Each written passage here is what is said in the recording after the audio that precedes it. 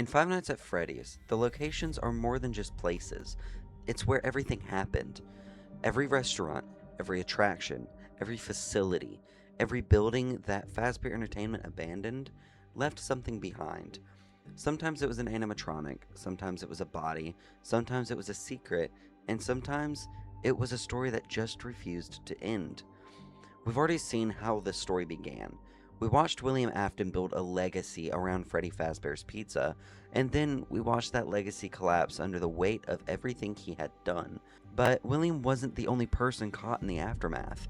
His son, Michael, would spend years following the trail his father left behind, and Henry Emily would eventually decide that the only way to end that trail was to burn it. And for a moment, it looked like the story was finally over. It wasn't, because Fazbear Entertainment came back, bigger, brighter, and determined to bury everything that came before it. But you can bury a building, you can bury evidence, you can even build an entire empire on top of the ruins, but you can't always bury what happened there. And eventually, something underneath it all started learning. This is the story of what happened inside the locations, and it starts with a machine built by William Afton and a daughter who was never supposed to get close enough to meet it. Unlike the restaurants we've seen before, this place wasn't built around Freddy Fazbear's Pizza. There was no familiar stage, no dining area filled with children, no birthday parties. This place was hidden beneath the surface, and that was exactly how William Afton wanted it.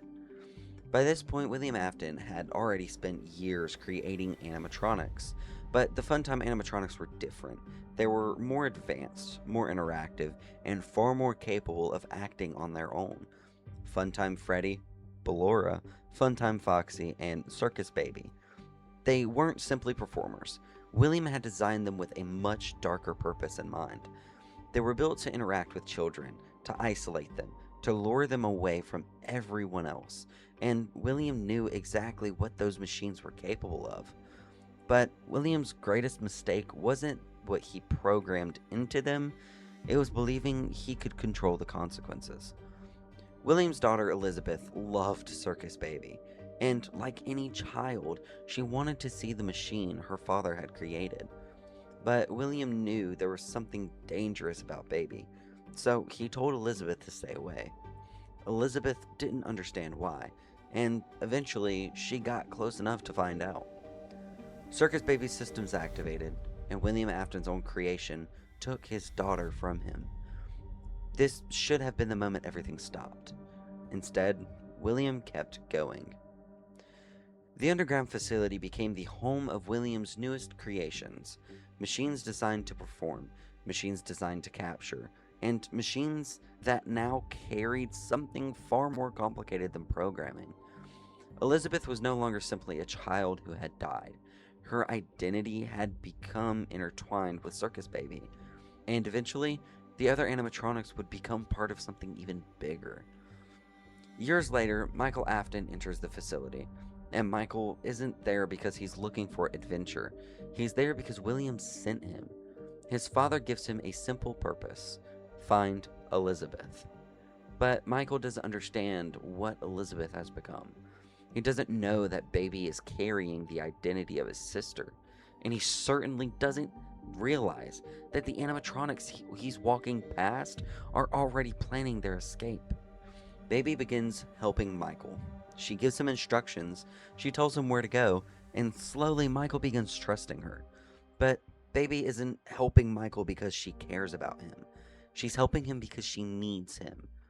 The animatronics have realized something. They can escape, but they need a body. And Michael is standing right in front of them. The Funtime animatronics eventually come together. Their individual identities become part of something new, Innard. And their plan reaches its final stage in the scooping room. Michael is taken there, the machine is activated, and everything William Afton built underground finally finds a way out. Through Michael. But Innard doesn't stay inside Michael forever. Eventually, the disguise falls apart, and Michael is left behind. Except Michael doesn't stay down. Something has changed. He's no longer living a normal life. He's no longer simply William Afton's son. He's now the person left behind to deal with everything his own father created. And that changes the direction of Michael's story. He isn't looking for a way to escape his father's legacy anymore. He's looking for his father. Michael spends years following the trail William left behind, and eventually that trail leads to one final restaurant. But this time, someone else is waiting. Henry Emily. At first, the place looks familiar. A small Freddy Fazbear's Pizza, tables, arcade machines, a stage, the kind of restaurant we've seen countless times before. But there's something different about this one. Nobody is here by accident. Henry has spent years watching William destroy everything around him. His daughter was taken, his company became associated with tragedy, and every time he thought the nightmare was over, William came back. So Henry changes the strategy. Instead of searching for William, he gives William somewhere to go. Henry builds a trap, and slowly the pieces begin arriving. Elizabeth, the remains of the Funtime animatronics, William, and the puppet. Every one of them represents something that Henry has spent years trying to leave behind, and every one of them is now inside the same building, including Michael. Michael could have walked away. He could have seen what Henry was planning and decided that enough was enough. But Michael had spent years following his father's shadow. He had already been through the underground facility, he had already died once, and now William was finally within reach. So, Michael stays. Henry knows that simply locking these animatronics away won't work. We've already seen what happens to the monsters that are left behind. Someone eventually finds them, someone eventually opens the door, and someone eventually starts the story again. So Henry decides there will be no next time. The building burns, Scrap Baby burns, Molten Freddy burns, William burns, and even Michael remains inside. Henry has finally created the ending he always wanted. At least, that's what everybody thinks. Because when the fire goes out, Fazbear Entertainment doesn't disappear, it rebuilds. The old Freddy Fazbear's restaurants are gone, their characters have changed, technology has changed. Even the way Fazbear Entertainment presents itself has changed. Now, Freddy is a superstar, Monty is a celebrity, Roxanne Wolf has fans, and Chica is no longer simply the animatronic from a forgotten restaurant. The company has created something enormous, the Mega Pizzaplex. This is Fazbear Entertainment trying to reinvent itself. The company wants the past to look distant, something old, something people don't need to think about anymore. Everything is brighter, louder, bigger, but beneath the surface, the past hasn't gone anywhere. One night, Gregory finds himself trapped inside the Pizzaplex. The doors close, the lights go out, and suddenly, the building built to entertain thousands becomes a maze. The glam rock animatronics begin searching for Gregory, all except Freddy. For reasons that remain central to the mystery, Freddy chooses to protect him, and together they begin moving deeper into the Pizzaplex. And the deeper Gregory goes, the older the building becomes. The neon disappears, the new technology disappears, and eventually, Gregory reaches something that should have been gone forever. Henry's restaurant. The place where William Afton was supposed to die, the place where Michael was supposed to find his end, the place where Henry believed he could finally destroy the past. Fazbear Entertainment didn't destroy those ruins, they built their future on top of them. The past wasn't erased, it was buried. Eventually, the Pizzaplex suffers the same fate as every major Fazbear location before it. It falls. The lights go out, the attractions collapse, the glam rocks are left broken, and the place that was supposed to represent the future becomes another abandoned ruin. But someone comes looking. Cassie. She isn't looking for treasure, she isn't exploring the ruins, she's there because she believes Gregory needs her. She hears him, and she follows. Every door she opens takes her deeper, every system she disabled removes another barrier, and every instruction she follows brings her closer to the thing waiting beneath the Pizzaplex. But there's one problem. Gregory isn't the one talking to her, the mimic is. Cassie believes she's saving her friend, instead she's helping the mimic escape. And just like that, something that had been contained beneath the ruins is no longer contained. But that leaves us with the question, what exactly is the mimic? And to answer that, we have to go way back before any of this even happened. Before the Pizzaplex, before Gregory, before Cassie, before the mimic was hiding beneath the ruins, there was Edwin Murray. Edwin was an inventor, and the machine he created was different from William's animatronics. The mimic wasn't created simply to entertain, it was created to observe, to watch what people did, to learn from them and copy them. A movement, a voice, a behavior. The mimic could learn. And that ability is what makes the mimic so important to the modern FNAF story.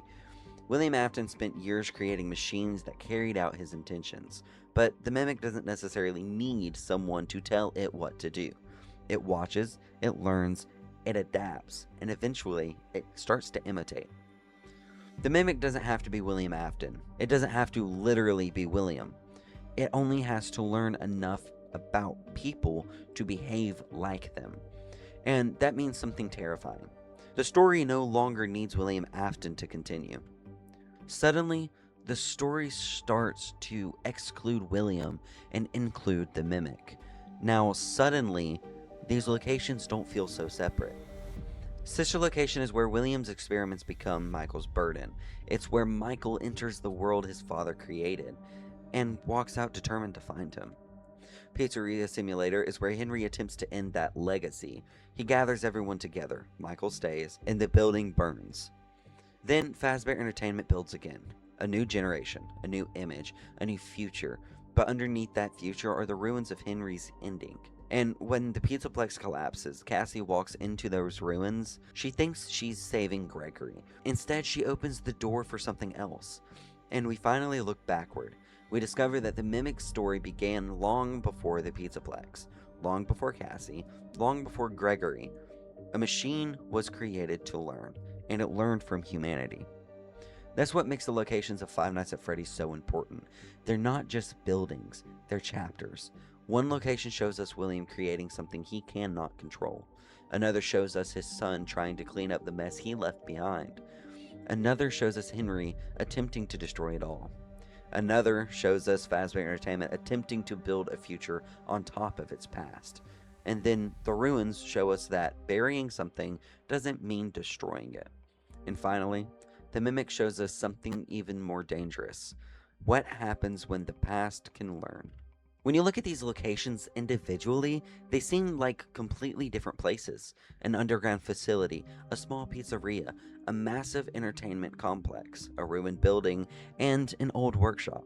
But they aren't really separate. William Afton started this cycle. Michael spent years trying to escape it. Henry tried to destroy it. Fazbear Entertainment tried to bury it. And the mimic learned from it. That's what makes these locations so important.